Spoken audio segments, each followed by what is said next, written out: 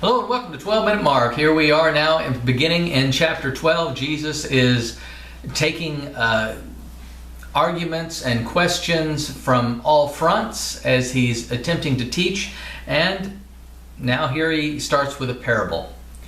And so we'll get right into it. There's three sections here we want to cover. I said, he began to speak to them in parables. He said, a man planted a vineyard. And he put a wall around it, dug a pit for the winepress, and built a watchtower. Then he rented the vineyard out to tenants and went away on a journey. Well, at harvest time, he sent a servant to go collect some of the fruit of the vineyard. But they seized him and beat him, treated him shamefully, and sent him away empty-handed. And so he sent another servant to them. They struck this man on the head, treated him shamefully. He sent another. That one they killed. He sent others. Some they beat, and others they killed. He had one left to send, a son whom he loved. He sent him last of all, saying, "They will respect my son." But when the tenants said to one another, "Come, this is the heir. Let's kill him, and the inheritance will be ours." So they took him and killed him and threw him out of the vineyard. What will the owner of the vineyard do? He will kill those tenants and give it to others. Haven't you read this scripture? The stone the builders rejected has become the capstone. The Lord has done this, and it is marvelous in our sight. Then they looked for a way to arrest him, because they knew he had spoken the parable against them. But they were afraid of the crowd. So they went away. Later, they sent some Pharisees and Herodians to Jesus to catch him in his words. They came to him and said, "Teacher, we know you're a man of honor and integrity. You're not swayed by men because you don't care who they are. You teach in accordance with the truth. Is it right for us to pay taxes to Caesar or not? Should we pay or shouldn't we?" But Jesus knew their hypocrisy. "Why are you trying to trap me?" He said, "Bring me a denarius. Let me look at it." And so they gave him the coin. And he asked them, "Whose portrait is this and whose inscription?" "Well, Caesar's," they said. "Give to Caesar what is Caesar, and to God's what is God's." And they were amazed by him. Then the Sadducees, who say there is no resurrection, came to him with a question. "Teacher," they said, "Moses wrote for us that if a man's brother dies and leaves no child, the man must marry the widow and have children for his brother." Now there were 7 brothers, and the first one married and died without leaving any children. So then the second brother married and again died without leaving any children. And in fact, all of them, 7 of them, married her and left no children. At the resurrection, whose wife will she be, since all 7 were married to her? And Jesus said, "You are in error in that you do not know the Scriptures nor the power of God. When the dead rise, they will neither be married nor given in marriage, but they will be like the angels in heaven." Now about the dead rising, have you not read in the book of Moses, in the story about the bush, how God said to them, "I am the God of Abraham, of Isaac, and of Jacob." He is the God of the living, not of the dead. You are badly mistaken. So there's 3 great episodes, Jesus battling it out with the opponents who are coming at him. But first he gives out his own teaching in this parable.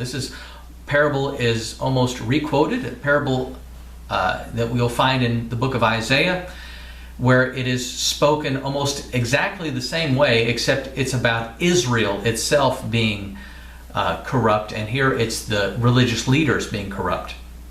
Now, usually in a parable, there's something that kind of stands out as something that's really shocking.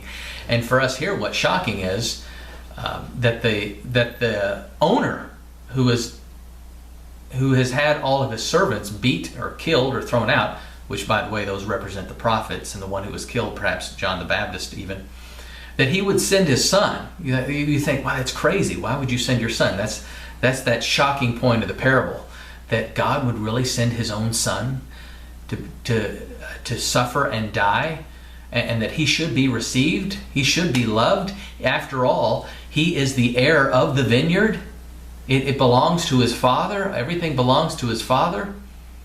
And of course, this is the great prediction of the crucifixion that's coming. And they get it. They know exactly what he's talking about. Let's kill him and the inheritance will be ours, which is crazy. It's you just think about it and it's like, wow, when Jesus tells this story, it just unveils. It cuts through all the tit for tat and all the politics and all the jealousy and all the fear of the crowd and all this stuff. When you take a look back and say, wow, this is really crazy that they would, if they really knew that this is the Father's vineyard and this is the Father's Son, that how they would really treat him. And so it is just like the death of the fig tree, and the last one was this enacted miracle parable to show death. So, and that you should find fruit. Here it is. Here's the parable. The owner is going to his people to get some of the fruit. It's his vineyard. Our work is to bear the fruit. He's created, he's planted, he's done all the seeding, he's built the wine press, he's built the watchtower, he's done all the work, and you're there to build and bear fruit. And the Father shows up to bear fruit, and of course there's no fruit. And so it's really a more detailed picture of the crucifixion, of his own death, the way the cursing of the fig tree was the message of the death of the spiritual part of the nation of Israel. And then we go to this next one. Of course, he's trying to be tripped up. And so we see something a little bit different here. Again, they're always trying different angles to get him, and they try flattery this time. They haven't really tried flattery. We know that you're not scared of anyone. You don't care who people are. You're no respecter of persons. So Jesus sees through that. And again, only Jesus could come up with such a lesson. He takes the denarius, and it helps to know that this really isn't a story about taxes so much as it is about allegiance.